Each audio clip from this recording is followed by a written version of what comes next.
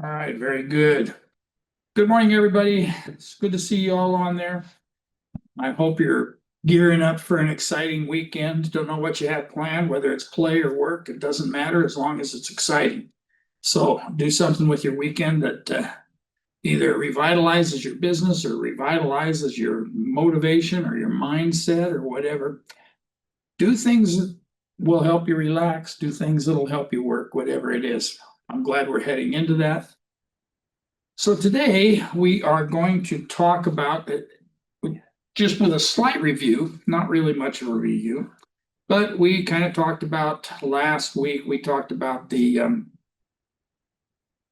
listing presentation and the RPA. We went over those forms. We went through all of those things that we were supposed to. We talked about the listing presentation and the advantages of putting one together and perfecting it ahead of time and things. And we're going to talk a little bit more about that today, but not so much about the listing presentation itself, but about presentations in general. And this segment that we're going to talk about today has to do with handling objections. And handling objections, I will tell you, is we get kind of paranoid when we start having anybody interrupt what we're doing by asking something or by having something that might be an objection. But the better we know what we're talking about, and I know I say this a lot, the more we study, the more we know what we're talking about, the easier it is for us to navigate the forms, the easier it is for us to do a CMA and prepare presentations that are dynamic and that are valuable to a seller, the fewer objections we have. If our presentation covers everything, and what's everything? Well, remember, we started not too long ago with sellers pre-qualifying questions. And we went through the sellers pre-qualifying questions.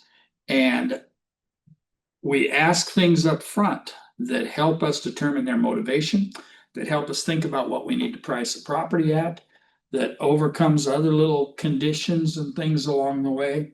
And by the way, there's a difference between an objection and a condition.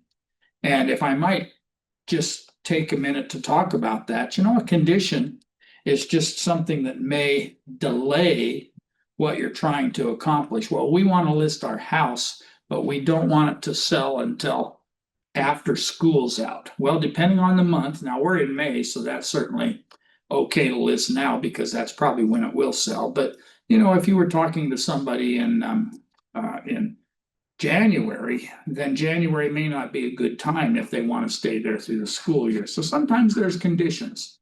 I have one in escrow right now where one of the conditions was that it close in May because the wife in the situation retired at the end of April. So she retired this past week and she's all excited and pumped. And we have their house in escrow and we're getting ready to close in another 10 or 11 days or something. So we kind of planned it because we actually started talking about that on New Year's Eve. We were at a New Year's Eve dinner party together and we started chatting about what they were going to do when she retired. And they said they were going to move to Utah to be closer to their kids. And so this whole conversation evolved and everything went on from there for about the next 3 or 4 months until we actually listed the property. So that's just a condition. We don't want to move until after this. We don't want to move till after our daughter graduates from high school. We don't want to move until they retire. We don't want to move until we can get some things done to the house that we're working on now. We're halfway through a bathroom remodel, and we don't want to list it until after we finish the bathroom remodel. So all of those things, those are conditions. They're not saying, no, I don't want to list my house. I don't want to do it with you. I don't want to pay your commission. I think you're underpricing. Those are different. Those are our actual objections, where the others are just conditions. So listen carefully when they say things and find out whether it's something that's just delaying what we need to do or putting a different date on it, or whether it's actually, you're not ready to sell yet. And so we're going to go over some of those things. In fact, in your chat, you will have, pretty sure it's already there, but you will have today's handout uploaded. And I know it's kind of a lengthy handout. That's because it goes through about 40 objection handling statements. It tells you what the objection is, and then it tells you, gives you a script to feed back information to them, kind of keeps you on target. Are those going to follow exactly? Well, of course not, because everybody has different objections, everybody has different conditions, everybody has different things. But what it does is that if you read through those, if you kind of internalize them a little bit, and what I mean by that is just read them enough that you actually can answer questions based on what you remember from the script, not what you're reading from the script. And that just takes practice, right? And we certainly have talked enough about practice and things. So bottom line is that everybody's got different reasons for selling. Everybody's got different things in mind for pricing. Everybody has access to a computer. Well, almost everybody. And they have certainly been Zilloizing everything. They've been on Zillow, they've been on Trulia, they've been on Redfin, they've been all over trying to find out things about their house. And we all know that those things are good from a standpoint of helping us expose properties. They do us a good job of marketing a property. They don't always do a great job of establishing prices and things. So important things to help people understand that the 845 that they're seeing in Zillow that their house is worth is a Zestimate based on nobody ever seeing their house. It's based on just doing a radial search of properties in the area to find out what's sold and what hasn't sold. Doesn't do anything to identify condition. Doesn't do anything to identify pretty much anything. Nobody goes out to the house and looks at it to see what the condition is like. Nobody goes to see if the 1 acre piece of land that it comes on is 1 acre of not so usable land. Maybe it goes up the side of a hill, maybe it goes down into a ravine, and the only usable part is the part that the house is sitting on. Zillow does not do all of that. They don't know all of that. And so prices vary. So we can talk to people about variations of prices and things, but the idea is to get enough of those things in your mind, the objection handling phrases, that when that phrase comes up, and I said when, because it will, I don't know when, but when it comes up, not if it comes up. These 40 that are on there are probably the most common ones that we run into. Obviously, the most common ones we run into right off the bat is, I just talked to somebody who said we just had somebody, I just got a call from an agent yesterday, by the way. I was driving down the freeway and I got a call.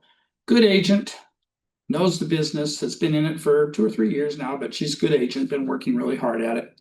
And she called me and she says that she had called an expired, and the expired told her, among other things, that the previous agent had told them that they would list it for 1%. Well, I don't know what that 1% is going to pay for with that agent, but we talked a little bit and talked about how she has to establish her own value. 1% hopefully isn't it. And probably the other agent did not explain that that was just his side, that the buyer still had the opportunity to negotiate their part of the commission. So when somebody advertises 1%, the only thing they have the right to do with advertising like that is that they're advertising their side. They can't control the other side. So it's important that we let people know that that is how commission works nowadays. And that helps us through that objection maybe of 1% or 2% or whatever it happens to be. So as we sit down and talk with them, we're going to try to, first of all, in the pre-qualifying thing, which we're going to do on the phone, we're going to try to identify as many of those type of objections or any type of objection that they might have, any type of a condition that's a timeline or anything. And then you can go to them and say, well, I remember from our timeline the other day when we were talking on the phone that the wife is retiring in 3 months and you want to be able to stay in the house for the 3 months. She doesn't want to be bothered with trying to move in that. I understand all of that. And you know that ahead of time. So when you go out there, you can recommend potential dates. Okay, here we are right now in today's market, and this is an average, so don't hold me to it, but the average days on the market in our area is 47. So it's 47 days on the market as an average. Of course, a house could sell in 1 day. You never can tell, but 47 days on the market is an average. And then it's going to take probably somewhere between 30 and 60 days to get it closed. So if we use that 47 days as an average and we add 60 to it, we're about 107 days away from you being homeless, at least here in this house, right? And so based on that, where are we today in regards to where your retirement date falls? And we walk them through that process. So the more we know when we ask them about their pre-qualifications, their being the seller, when we ask about their qualifications, we're trying to establish a presentation when we go out there that's going to identify all of the things that they have concerns about. And if we do a good job of presenting, we can handle those concerns and it becomes a fairly easy presentation. If we go out there with nothing but a CMA in our hand, we're going to have much more difficult time. So preparation, we talked about that before. Prepare for your listings, prepare for your presentations. Know your stuff when you get there, know the market in the area and know all those things. And those objections they'll go down immeasurably. Because if you go out there and can address everything they want, then they don't have any recourse at that point except for to sign, right?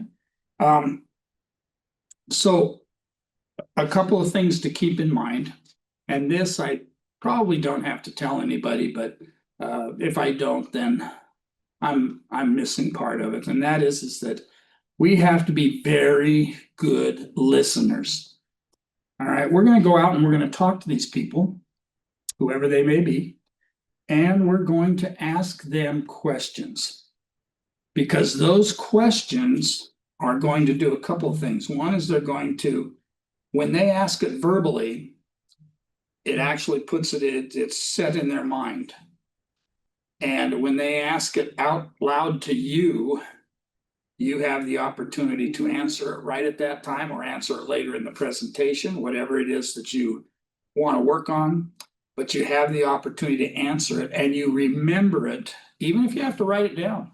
Even if you're sitting there at a table in the dining room and you have a yellow pad next to you, and every time they pop up with something, you just jot it down.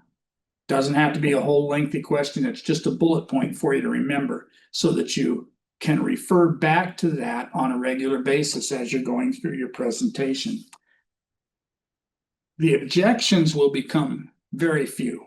And if you listen to them and you pay attention to them and you do a couple of head nods along the way, I don't want you to be a bobblehead, obviously, but if you head nod just a little bit along the way so that they feel like you're actually listening to, and they can see that you're giving them eye-to-eye contact and a couple of head nods here and there and things, that you actually are listening to what they have to say. And if you do that, you will create a level of confidence that they won't see from a lot of people. And that's in life in general, by the way. That's not just a listing presentation. That's in life in general. Ask people questions. Have concerns about what their concerns are. Figure out a way to answer those, and you will establish yourself as a true confidant in their lives. And that's kind of what we want to be. Know your stuff. I said that a couple of minutes ago. But when you know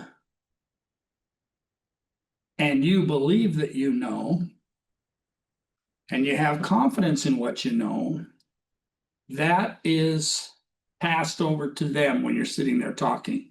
Because if you can answer questions as you go along, or answer questions when you need to work it in your presentation or whatever, but if that question is answered, they feel like you are actually paying attention to them. And you should be, right? I've heard people say just in role playing and things, and I know that's a different situation. Okay, role playing is good and it's practice and things, but I've also heard them in role playing that it's like they're reading the script so close that when I throw in a different question, they still answer it with the role playing script. So it's the answer is way off of what I asked. That's because they weren't listening to what I was saying. They were so into that role playing script that it's just kind of oblivious to anything I was talking about. We don't want to ever be in that state of oblivion. We want to know exactly what they're saying. And it'll also help us, even if it's not time to answer that question yet, you can always say, oh, you know what? That's a great question. And we're going to get to it in just a minute. And then you go on with your presentation, but you'd be sure to get back to that question because it was important to them. All right, we're going to go through we went through this the other day. We went through the listing process and we talked about the entire thing, and you should have that either in your notes or in your handouts or whatever. But there's a 5-step listing process. We're not going to go back through it today because we've got other things to cover. But if you follow that 5-step listing process, which includes that pre-qualifying seller interview, so to speak, that phone interview, I'll be out there Thursday afternoon at 4:00. Do you mind if I just ask you a few questions? And you ask them a few questions right then, and it's the qualifying questions that we have handed out to you in advance or will in the future if you're not quite there yet. So what we're going to do now, and let me go back to that little head nod thing, okay? Don't ever disagree with what they're saying. Even if they say something that's totally off the wall, like, well, I understand that the real estate market is in the dumps and now's not a good time to sell. You can always follow that up with something like, well, I understand how you feel that way. With all of the things that come out of the press and the news and the media and everything else that's going on, that would lead people to believe that. Okay, so you just cover that. You acknowledge that it's a concern to them, but then you tell them what the real numbers are. And when you tell them what the real numbers are, they'll see that a lot of those things, and I'm not trying to pick on the press. I do often, but I'm not trying to pick on the press right now. But that is that the press is not going by your neighborhood numbers. I don't know if you knew that or not, but they're not going by your housing development in Menifee or in Chino Hills or anything else. They're doing a broad base coverage, and it's California, or it's Southern California, or it's nationwide, or it's whatever, and they're basing things on that. Do you think they're sitting down and the news reporter guy sitting down and having his color commentator guy do a CMA on a particular area? And the answer to that is no. So they're not speaking specifically to that person's home or that person's neighborhood or even that person's city. And yet we get caught up so much in what the news has to tell us. And some people that are rich and famous and successful and all that kind of stuff, and I'm not telling you to do this, although it can't hurt sometimes, but that is that just they'll tell you they don't even they get up in the morning and they shower and get dressed and have breakfast, and then they go off to work and they don't even listen to the news, because the news is just going to tell you all the bad stuff that's happening. And so you go out with a negative mindset. These people that are out there that you're going to talk to and things, they're going to have a negative mindset, or at least they're not going to have a positive one. They just heard that GDP is way down. But did they hear that jobs report was up? And they go back and forth with all these things that they hear. And, tariffs, that's going to cause prices to go up. We're never going to sell anything again. That's the mindset that we walk into sometimes. So it's up to us to go in with a positive mindset. I am so glad for the opportunity to come in here and talk to you about the possibility of selling your property so that you can get on with some of the things that you want to in the rest of your life. Does that sound good to you? How about if you sit up here at the dining room table and let me take a quick walk around the house and make some notes of things that I think are important to market and things that might be of concern, and we'll sit back here at the dining room table in just a few minutes, and we'll go over all of the things that I've come up with, plus a lot of all of the prices, and we'll answer all of your questions. And you go through that positive, you're upbeat, you don't go in there and, oh, geez, I don't know. I heard that the real estate market's down. Yeah, I heard that too. Hope that doesn't affect the saleability of your house. Which way do we want to go into things? So I'm not telling you to lay off the news, but I'm telling you to be more upbeat than that.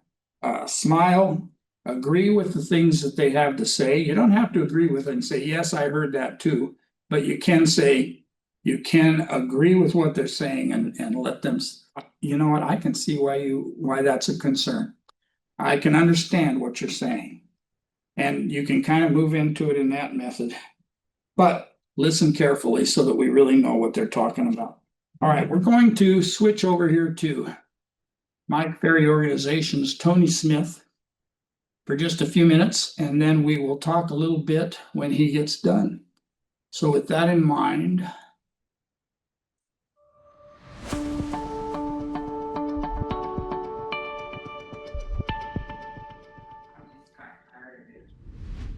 hello there. Welcome back to the foundation. You have been on a journey to construct a foundation in your real estate career that we're excited about. I hope you're excited about. You've had the work on your shoulders. I hope you're doing the work, okay? My name is Tony Smith, Vice President of the company. I am excited to be going through this journey with you.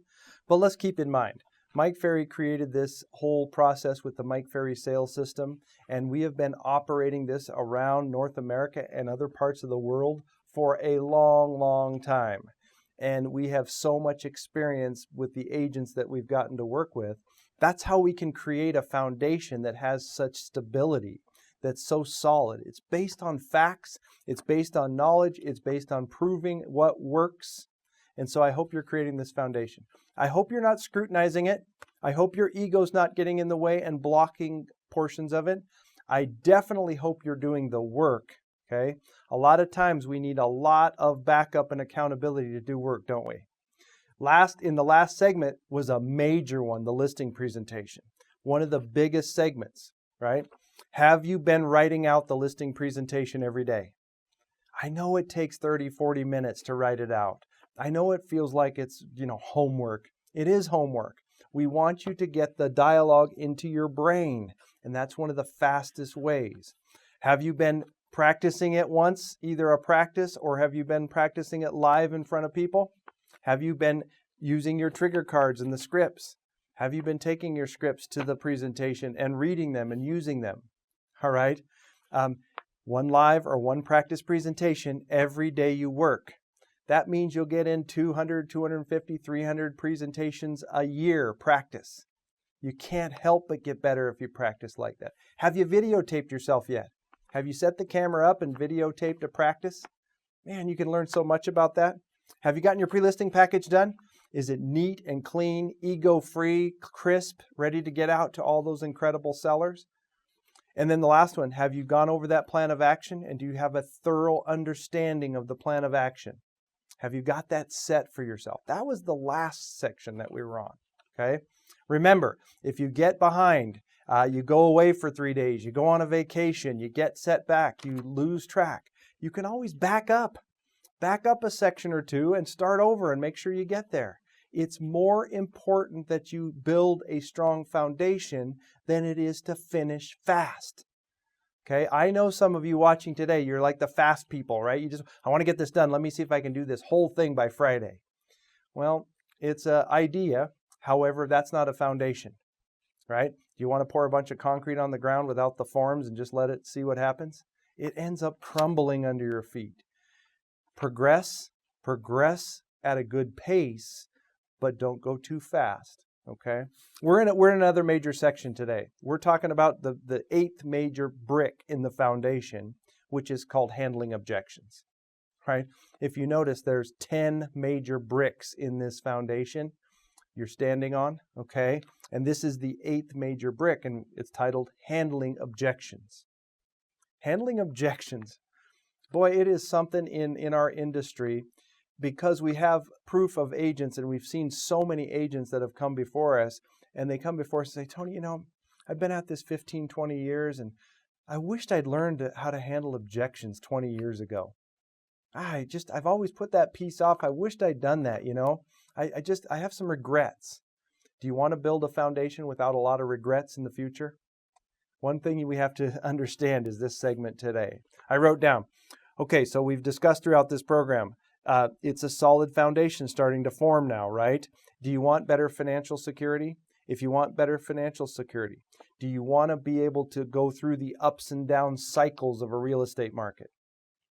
A foundation helps you through the ups and downs. I wrote down, you need to fully adopt and understand the fact that buyers and sellers always have the same objections. They've been objecting today the way they've been objecting 50, 75 years ago. The objections don't change, okay? And you need to understand, a major portion of you being able to succeed through the ups and downs and ins and outs of real estate is your ability to have some answers internalized for the objections you're going to receive. You're going to receive them, okay? Is it better for us just to expect a solid foundation, hoping no one ever objects to us? Or is it just safer to build a foundation having the responses for the objections we know we're going to get? Of course, the second, right? So this is our time to spend some time in understanding how to truly internalize the objection handlers. Okay, they're there. So let's look at these points together, okay? Point 1, we have to know the difference between an objection, which is simply a question unanswered in the mind of the prospect. An objection, there's a question they need answered before they move forward. That's all it is. And a condition, which is a statement of fact that we can do nothing about. Right? We mentioned this earlier when we were talking about lead follow-up and even in pre-qualing. We talked about the difference between objections and conditions. I don't want you to confuse the two, because when we go to look at handling objections, it's very hard to ever overcome an objection if it's actually a condition, right? There's not too many words that can overcome a statement of fact. Remember what we talked about? We talked about we're not going to sell until the kids graduate from high school. We're not going to sell until my husband retires. We're not going to sell until the mortgages get organized and paid off. We're not going to sell until, in some cases, until the job transfer goes through. There's a lot of conditions that people have, right? That's not objection handling. That is understanding the condition and then working with that client to still get the listing. Objections are the question that's unanswered. And so if we understand that if they just have a question that's unanswered, we can solve that. And we can solve that right on the spot and move them forward. Okay? Number 2, I wrote down. This is major. So if you're going to put a star by something, put a star by this, okay? There is a direct correlation between the number of objections you receive, and the strength and quality of your presentation. Okay, there's a connection. There's a direct correlation between how often you're getting objections and how many, and the strength and quality of your presentation. Okay, in the next segment, we're talking about buyers. So we're still staying on the seller side of things right now, but let's just look at, presenting to a seller. You're in a listing presentation. the strength and quality of your presentation will minimize the objections you receive, right? Because you're so strong and you're powerful and you're confident and you've got a script and you're working through it, you're using our 5-step process, right? That shrinks the amount of objections you receive. If it's rocky or bumpy or unorganized, naturally, the seller's going to throw more objections at you. It's their way of trying to get out of something. I don't think you're the right person for the job, so let me throw you. How much commission do you charge anyway? We want you to cut your commission, right? They will throw things at you because of the strength of your presentation. So if you want the objections in the smallest way possible, keep working on that listing presentation of yours. Keep refining it, keep perfecting it, keep practicing it. The better you get at that, the least objections you have to receive. You know, you talk to some of our agents, long-term coaching clients, been at this 30 years, really refined presentation. And then you say, how often do you get that we're considering another agent? Hardly ever. How often do you get, really seriously, we want you to cut your commission? Not that often. How often do you get, we're thinking about another company? I haven't gotten that in years. And the reason is they're so strong that the client can't object that way. They cannot. Strengthen your presentation. It reduces objections. All right.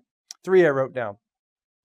This is kind of our model for handling objections, right? When handling objections, always agree, always smile, always nod your head, and never argue. Okay? Always agree, always smile, always nod your head, and never argue. It's like, yeah, of course I understand. I can appreciate where you're coming from. I understand. I get this all the time. This is natural for you to do that. This is so normal for you to object. I appreciate it. It's that space versus, what? You're asking me to cut my commission? What, are you attacking me? It's not an attack. Okay? We always say, hey, can you win an argument with the seller? No. Yes, you can win an argument with the seller. You just won't get the listing. So we're not going to, there's no arguing. You're not going to win that. You're going to see it when you see our objection handlers. They're always designed to, I can appreciate that. I can understand your concern, right? It's an acknowledgement. That's how you win over an objection, right? Never argue. Smile, nod your head, agree, all right? 4, we must recognize at times that the prospect simply brings up an objection to make conversation and slow down the sales process. Okay, many times people will just throw something out. If I'm a seller and I'm thinking about, and I've got you in front of me and I'm going to sell my home, this is a major decision for us, right? There's a sales taking place, which makes me uncomfortable. And I just might want to throw an objection in there just to let you know that I'm part of the process and I'm thinking and I'm smart, right? And so there's many times that you need to understand in a presentation that when someone objects, they're probably just doing that. Hey, so what's your commission anyway? Just throw it out of the blue, right? Oh, great question, okay? Why don't I continue with my presentation and we'll cover that in a moment. You continue your presentation, never comes up again, right? Hey, tell me, what do you do? What about advertising? Oh, excellent. So marketing the home, that's a very important part. Can I just continue along? And we'll definitely cover what we do to get the home sold in a minute, Mr. Seller. Okay, move along. It never comes up again. You have a signature, you leave, it never comes up. You have to recognize that objections, sometimes they're just making conversation. Keep moving forward in your presentation, all right? 5, remember, in most cases, the prospect is not going to object if they're not considering hiring you. Remember, in most cases, if you're not even in the running and they have no interest in you at all, you typically get these types. Oh, that's great. Oh, that's so awesome. Well, good. You sound great. Oh, good for you. We'll call you back later, okay? In fact, we'll talk to you tomorrow about this. We think we're going to go your direction. That is so much more common if they're not even thinking about hiring you versus an objection. So when you get an objection, I want your brain to go, all right, I'm in the running. They're considering me. They're thinking about me. They wouldn't do that if they weren't, I've got a shot here. And if you can see it like that, instead of an attack on you, they're not attacking you. They're actually considering you, so they have a question or two. Can you see the difference? Can you see the difference? I hope so, okay? It's a great sign. We love objections. I love it because I'm getting that much closer to a signature. It's perfect, right? 6, our 5-step listing process. The 5-step listing process. Remember, we went through it in detail in the last section, right? Our 5-step listing process is designed to draw out the objections in advance so you can be prepared for them. The 5-step process, right? We pre-qualify 100% of the time. That can draw out objections. Hey, what's your commission, right? You got a note. You're going to be ready for that one. We mail or deliver the pre-listing package that you created. It's got the net sheet in there. It's got the comps. It's got the contract. It has the commission. It has all those things designed to draw out more of the objections, right? We call back and confirm. Did you read the package? It's designed to draw out the objections. Our whole goal is if there's something that's going to stop you in your tracks, let's see if we can get it in advance so we can rehearse it, practice it, be prepared for it. Our competitors don't do this at all. Our competitors have to learn how on the fly to try to handle something they had no idea was coming. If you use our process, you know the objections in advance, okay? If you're skipping the process, you might get blindsided too, okay? Very important. 7, since objections never change, they never change, and since they probably will never change, simply know the answers. Okay, since objections never change and they probably never will change, simply know the answers. You know, it's so interesting because we have these objections. You have them all in your package, by the way. We have our 12 most common objections. We'll get there in a minute. We'll take a look for a second, okay? But we have those 12 most common objections. They're in the package, right? Has anyone ever asked you to cut your commission? Hey, we want you to cut your commission. Do you think that's ever been heard before? We only want to give you a short-term, a 30-day listing. Has that ever been heard before? No, we have a friend in the business. We have a friend. We're thinking about using our friend. Has that ever happened before? Right? We want to list really high and we'll come down later. These they've been used for 100 years because that's what sellers are concerned about.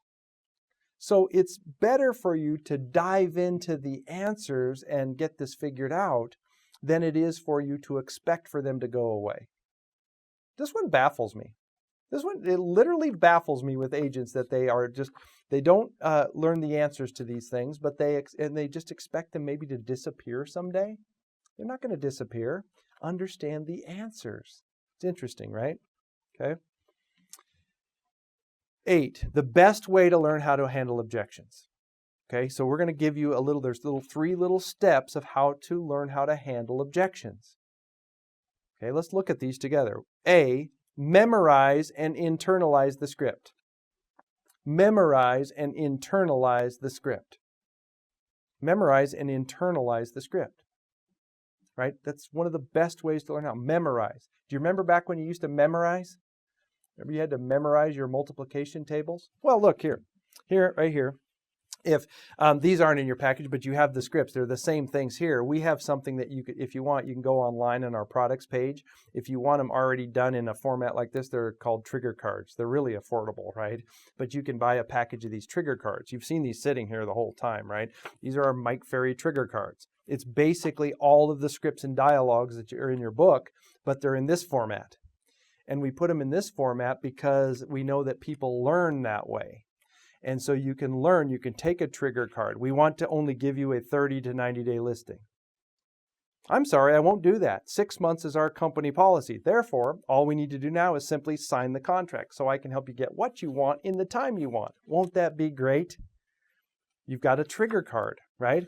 So you might do that, right? You have to memorize and internalize the scripts. Maybe, in fact, I think we probably should make this homework. If you don't buy these trigger cards, take all of the scripts and put them on your own 3x5 or these bigger cards.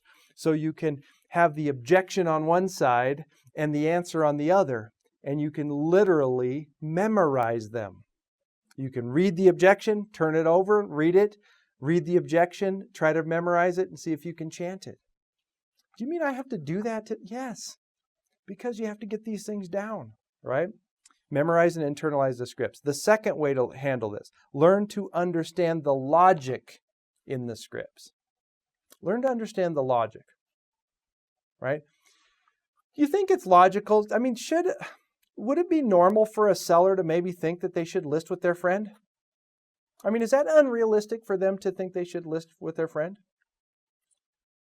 Is it unrealistic for someone to think, well, why don't I get a short-term listing agreement? I don't want to be tied up for 6 months. Is that logical for them to, is that really something they might have a right to expect? Right? Let's list, I don't want to leave any money on the table. Let's try up here at this price and then we can list it down here later. Isn't that logical? Like sometimes we have to ask ourselves, these objections are things that a seller has the right to be concerned about, don't they? Can you really work to understand the logic in the scripts? And then our responses are very logical, right? We want to give you a 30-day listing. I'm sorry, I won't do that. 6 months is our company policy. Therefore, all we need to do now is simply sign the contract so I can help you get what you want in the time you want. Won't that be great? That's logical. The company requires 6 months. Logical. Okay, so work to understand the logic. And then C, understand the client will believe you when you believe you.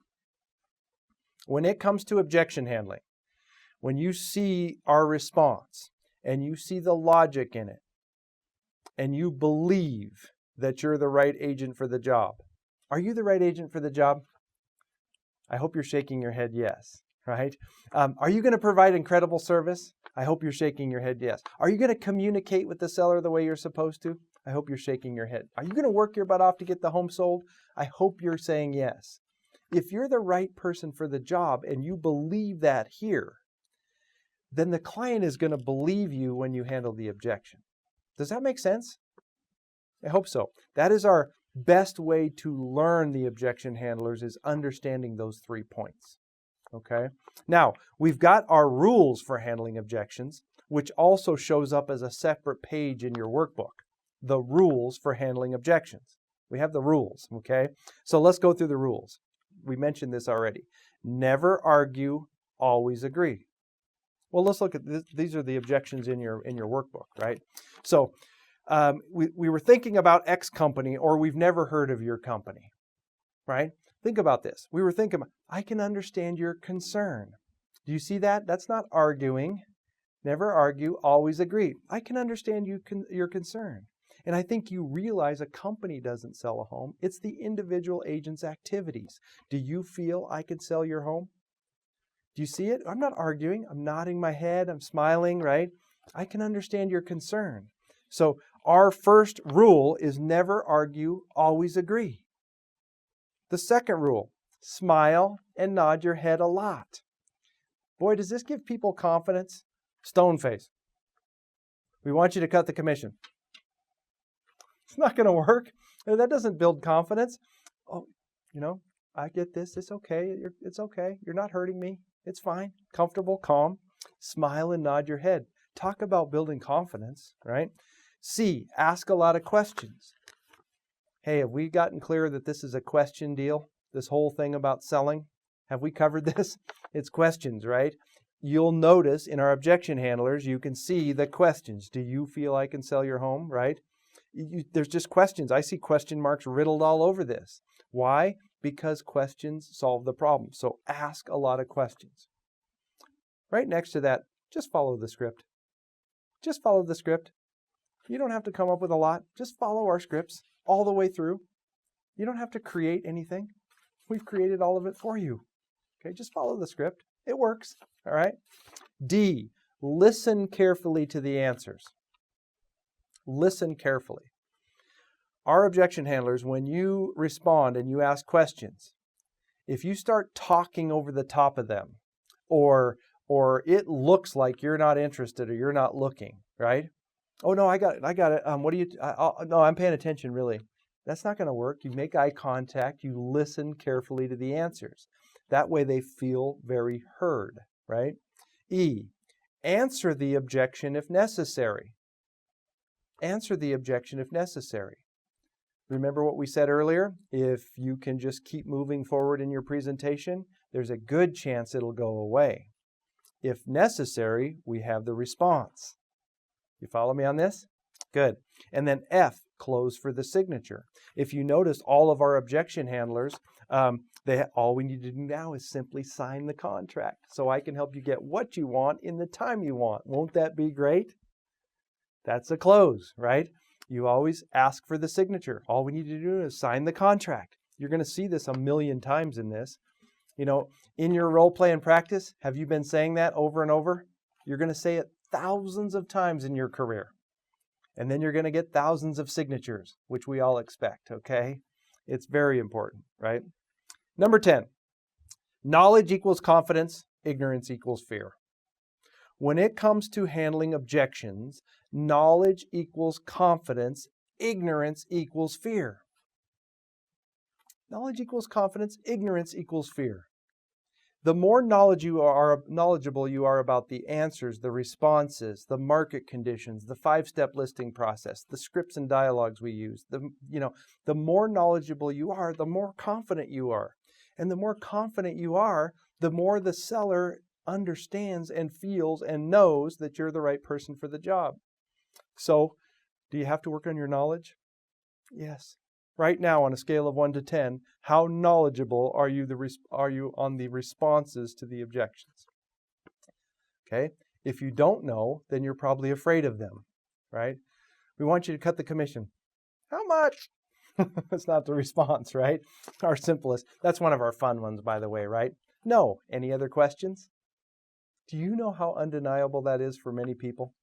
So many people they're not mean enough, they're not, aggressive enough to overcome that. Hey, we want you to cut your commission. No. Any other questions? You know how many people, this is a response you'll get. Oh, we had to try. Sorry, honey, I told you, we shouldn't do that. You get that response all the time from people. Or you can go, how much?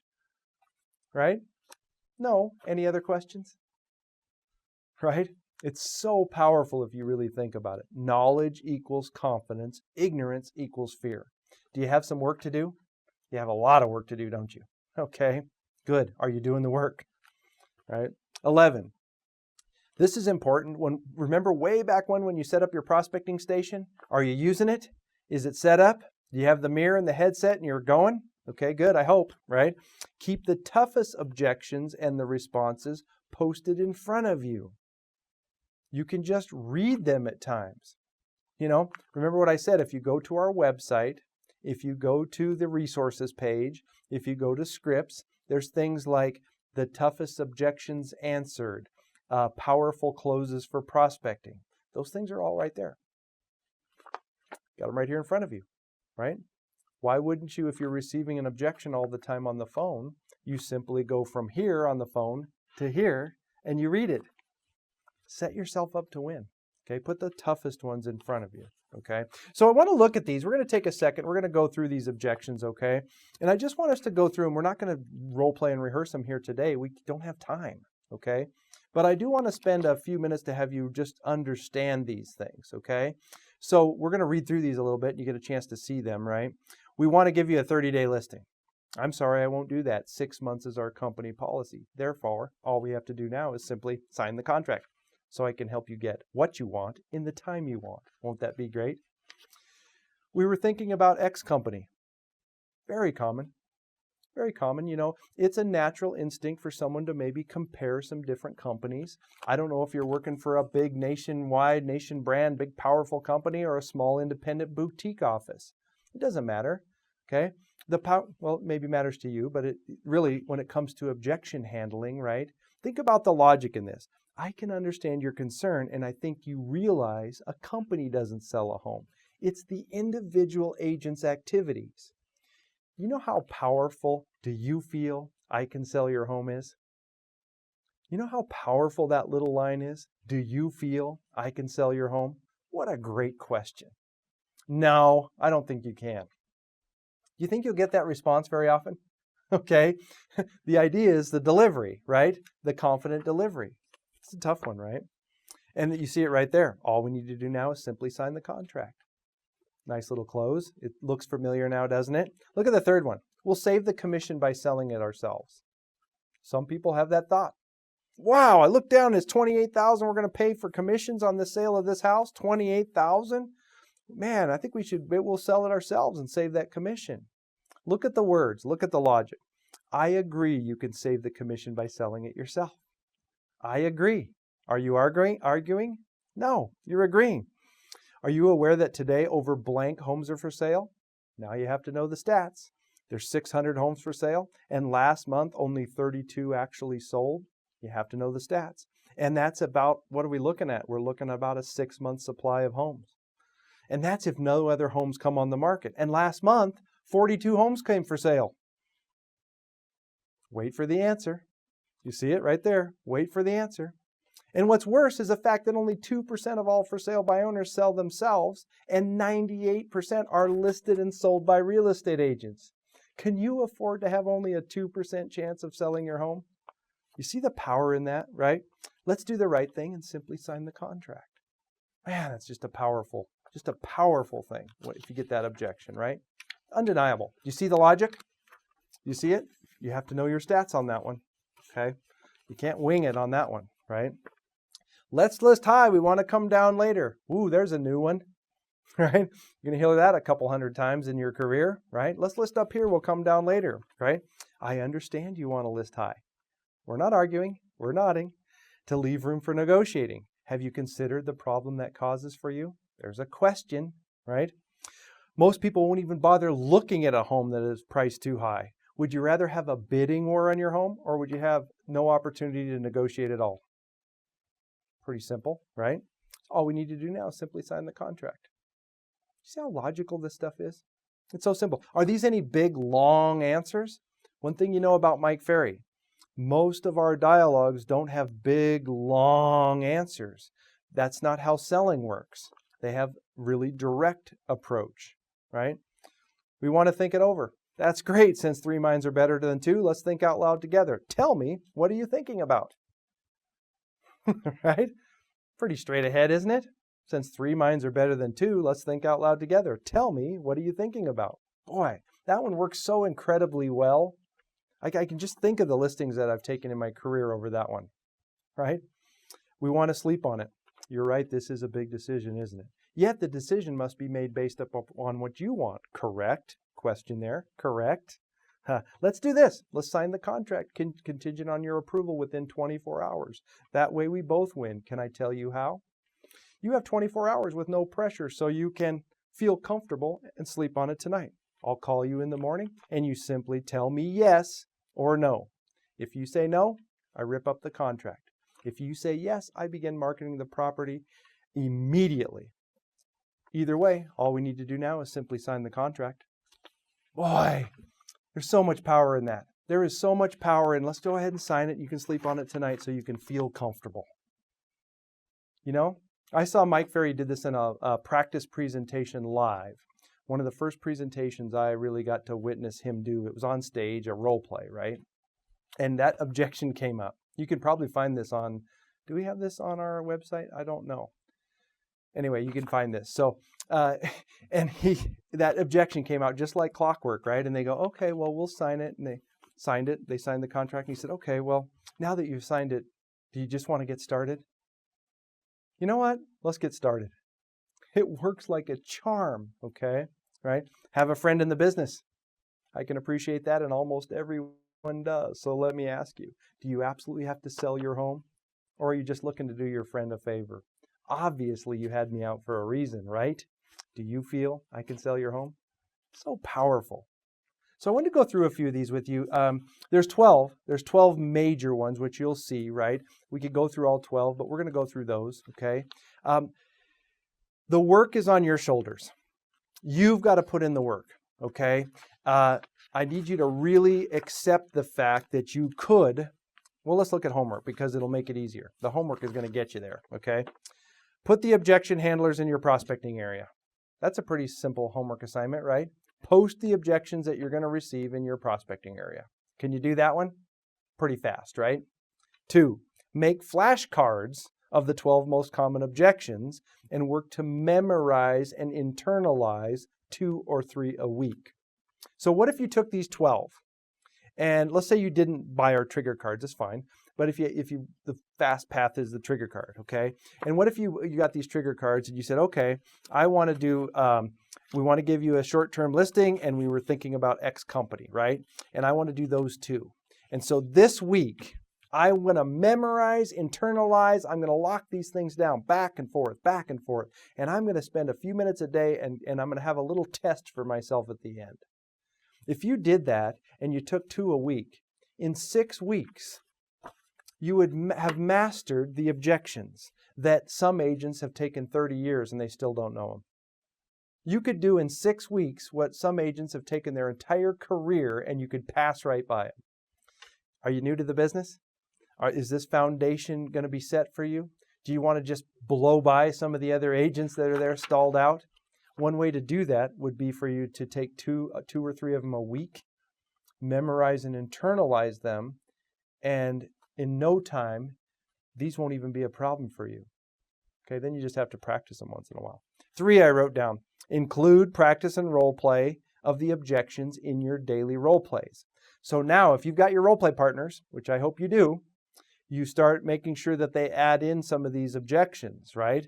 Hey, let's role play the just listed, just sold, and I want us to get into that spot where we have a friend in the business, right? Or we want to wait. I want to start role playing these things. Let me get on the listing presentation. I'm presenting today, and they want to list really high. So I want you to make sure and throw that one in because I want to handle that one. Can you set up your role plays a little more specifically now? Yeah, so you can learn. How about adding in the ones you're memorizing this week into your role plays this week? Now we're talking. Okay, now we're really on it, right? And then 4, this is a big one, 4, homework. Make a recording of you handling the 12 most common objections. You turn that phone on recorder, right? You take them one at a time. We want to give you a 30-day listing. You handle, I don't really like that. Erase. Okay, good. Let's do it again. That was pretty good. Let's move on to number 2. Get all 12 of them in your best version for today. Get all 12 in today's best version, and then start listening back. There is nothing more powerful than you hearing your own voice doing the job right. You hear yourself going through the objection handlers, and you spend a few minutes a day, and you go through them all. Next thing you know, you're starting to chant along with yourself. Next thing you know, you go all the way through the tape and you could basically repeat it. You know that favorite movie of yours? You know when you start repeating the lines of your favorite movie before they do? That's this. I want to have you get to that space. Okay? So we're in a really great spot. This is the handling objections portion. The work is now on your side. You've got to do the homework for this section. Let's be very diligent in the homework and keep building your foundation. You're well along the way, and I am excited about your progress. Thanks for your time today.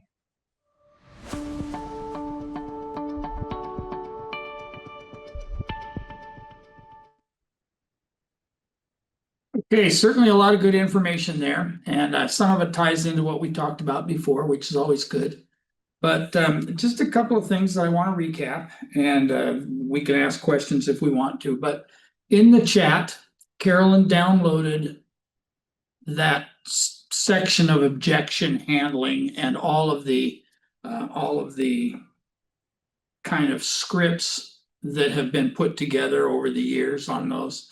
And I will tell you that what he said there at the end is really true. And think about your experiences out there in the field with people either talking about a listing or talking about a sale or whatever.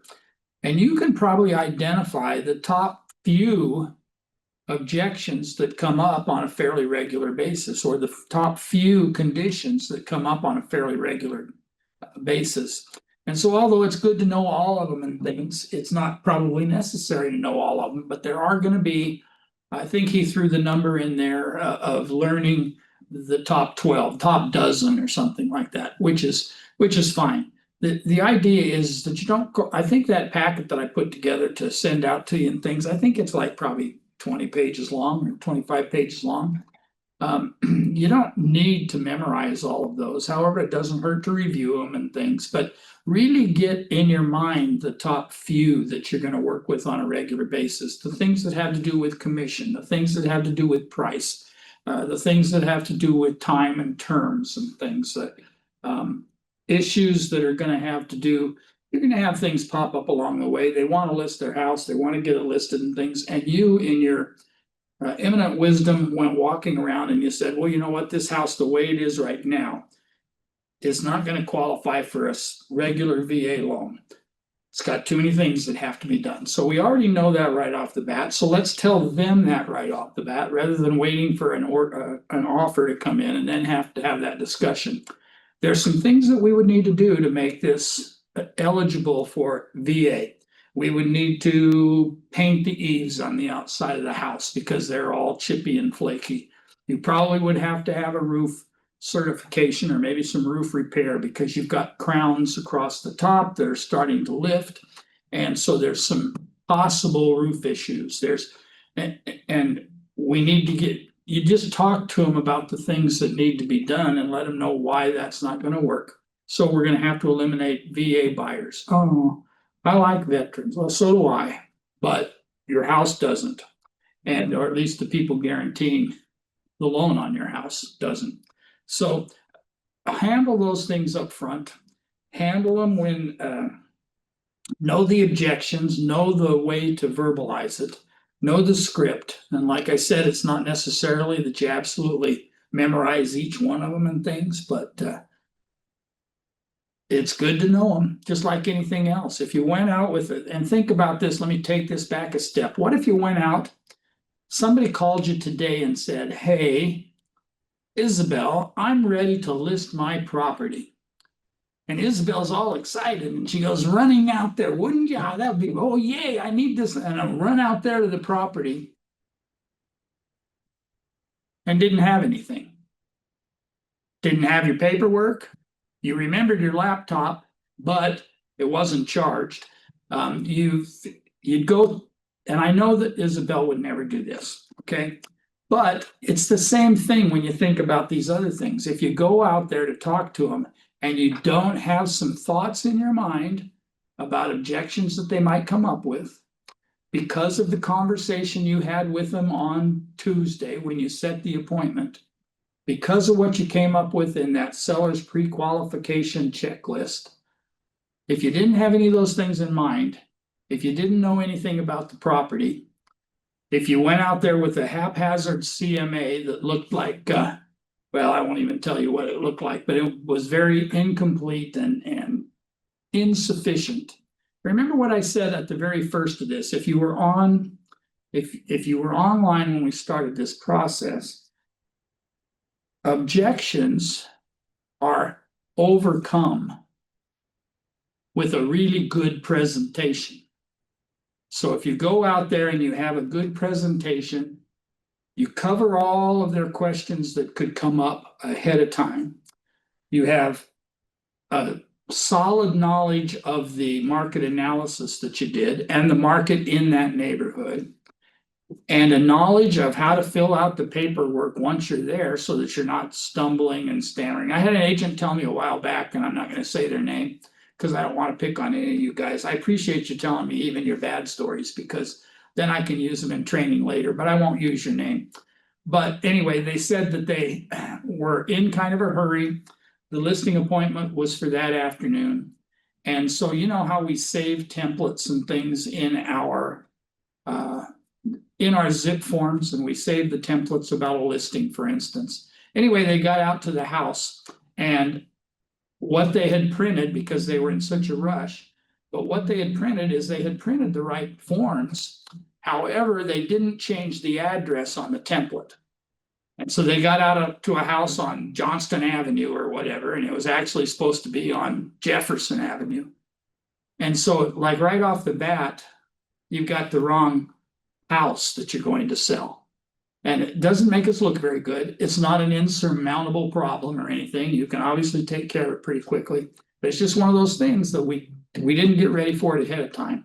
And so now everything that goes on in the presentation is going to have this little question mark to that potential seller or the potential buyer. So we want to make sure that we do our seller's pre-qual, and then right after we set the appointment, let me just ask you a few questions, blah, blah, blah, blah, blah. And you go through those questions. Then your presentation all revolves around combination of the price of the house and their motivation to move and the whys and the wherefores of the deal.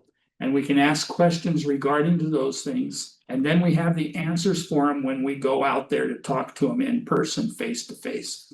And they'll appreciate two things about that. One is it'll speed up the process, but two, it will help them to know, not that they didn't already, but it'll help them to know that you're actually paying attention to the things that are of concern to them. And when they know that you have their best interest at heart and in your mind, then they will feel a lot more comfortable when you say, okay, are you ready to get this house on the market? Let's sign these papers. I'll have it on the market by this afternoon. It'll be on the market by tomorrow morning. And then you go through from there, you just carry on through the process of here's how it's going to work. You'll sign this paperwork. I'm going to get a key from you. We're going to put a lockbox on the front door. I'll have a photographer in here tomorrow or the next day, whatever it happens to be. And you outline things that are going to happen right after another. Then your objections and your conditions will change dramatically. All of those things will fall out of the way. Well, I don't know if we can be here Saturday. Well, if I have a key, I can let the photographer in. And I'll put a key in the lockbox out front so that by the time it hits the open market, that other realtors, only realtors, will have access to it because we use an electronic lockbox. You see how we're handling that possible objection ahead of time. We're not waiting for them to say, well, I don't know if what do? You just stick a key out front somewhere in a lockbox. I know what a lockbox is and things. And then who all has access to that? Well, if I explain it to them ahead of time that I use an electronic lockbox, and so only a licensed realtor will have access to it because they have to get their authority to find the coding through the lockbox company. And the lockbox company then only allows realtors who've paid their dues and who are outstanding in their association. That's the only ones that can come out here. Joe Blow can't come out here.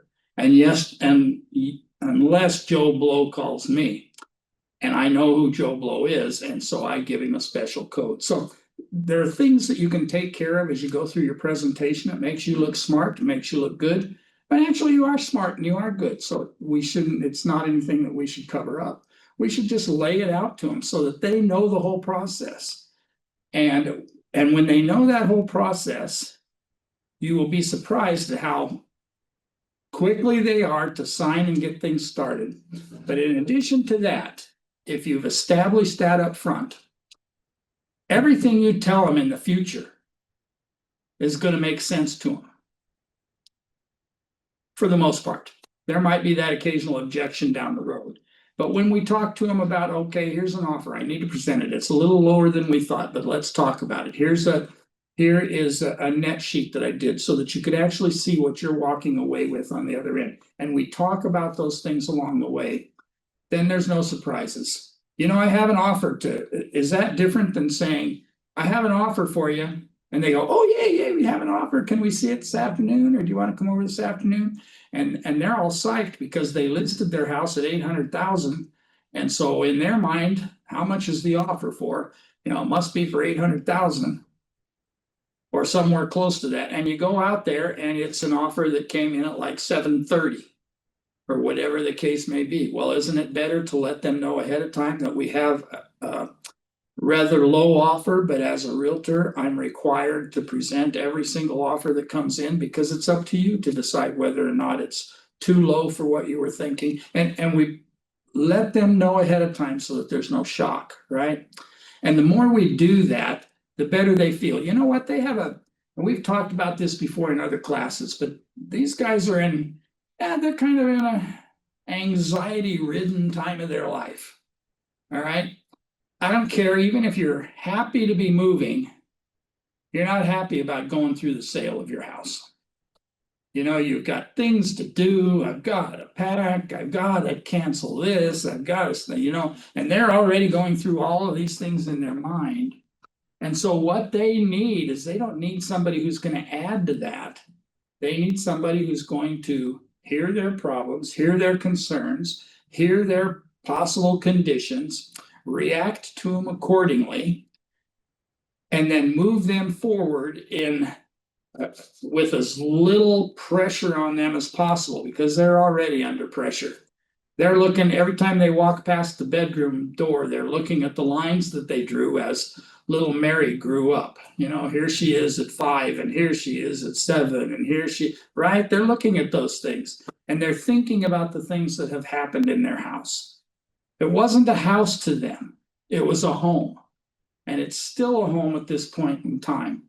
Look, there's their footprints in the sidewalk. Look, there's whatever. They drew their name and hearts and flowers and things at the edge of the pool when we had that concrete poured. Or they have things that have gone on in that house that we will never understand their feelings about. I mean, we probably have the same feelings in our house and things, but we've lived in our house. My wife and I have lived in our house for 24 years. I know that's beyond the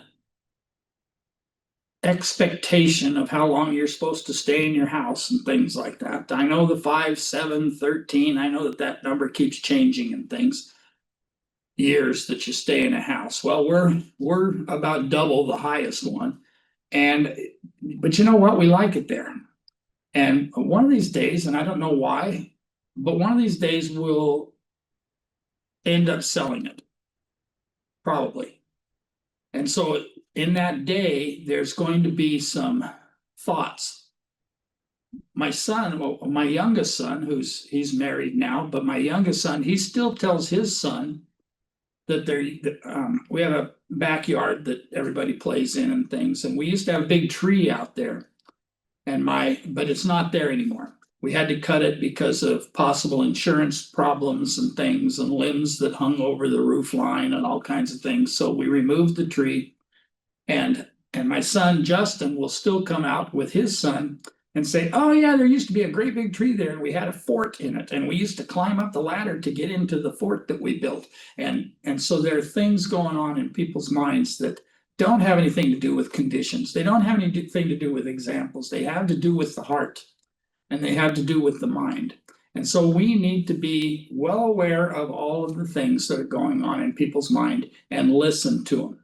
I know I've said that a couple times, and I know that when Tony was talking, that he said it once or twice, to be sure and listen to people, because they're going through this time of great anxiety, and we need to be the calming influence. We need to be the ones that bring everything back to boy, I sure understand that. I had a son that used to climb in the tree and blah blah blah. And anyway, you go through all of these things with them, you can relate, you have empathy because some of you have lived that yourself.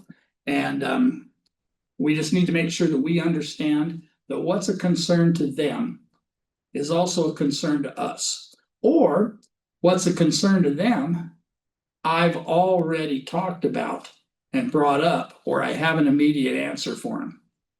Yeah, I know you're worried about this, but you're worried about the offers that come in being too low or something. Well, you know what? You don't have to accept them. You pull the final plug, right? You're the one that decides. Now, we listed it at a price that I feel like we have a chance to sell it at. And there may be offers that'll come in a little bit low. There may be offers that come in and ask for some help with selling, with closing costs. There may be some repairs that are required to meet the requirements of their loan. We don't know exactly what's going to come up, but these things are potentially going to come up. If I've told them about that ahead of time, I've already jumped over that first hurdle. I used to, about, I don't know, 200 or 300 years ago when I was in high school, I used to run track, and I used to do hurdles, among other things. I was a sprinter and I did hurdles and things, and so I always kind of I kind of compare it to that. If I could have moved all the hurdles together and only had to jump once, I might have had to make one heck of a jump, but I could have gotten over 7 or 8 hurdles and then ran like crazy to the finish line. And that's kind of what we want to do with these offers or these listings or whatever it is let's overcome those things up front. Let's handle the objections as they come up. And the better we handle them, the more confidence the people are going to feel, and the more likely it is that we'll complete the transaction. Okay, any last minute thoughts before you go play for the weekend? Yes, Isabel. I have a couple questions. Thank you for you providing. I love it that I'm learning from you.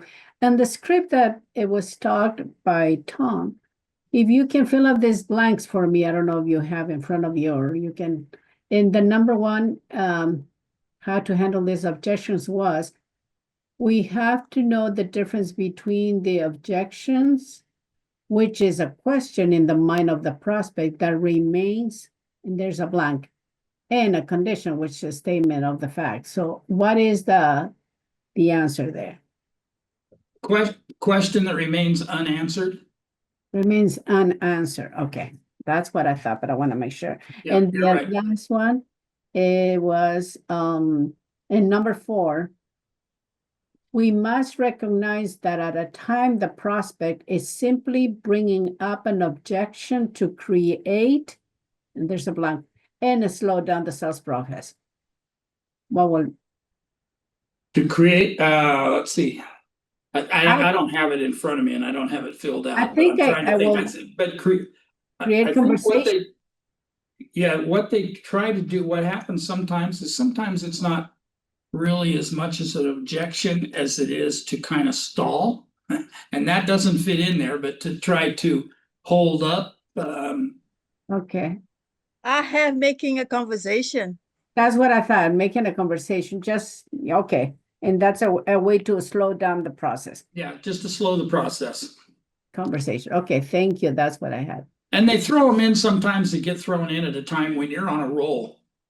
You know, you're rolling through what you're talking about and you're explaining something else, and they're clear off in a different field and ask a question. And sometimes it's just to slow down that process.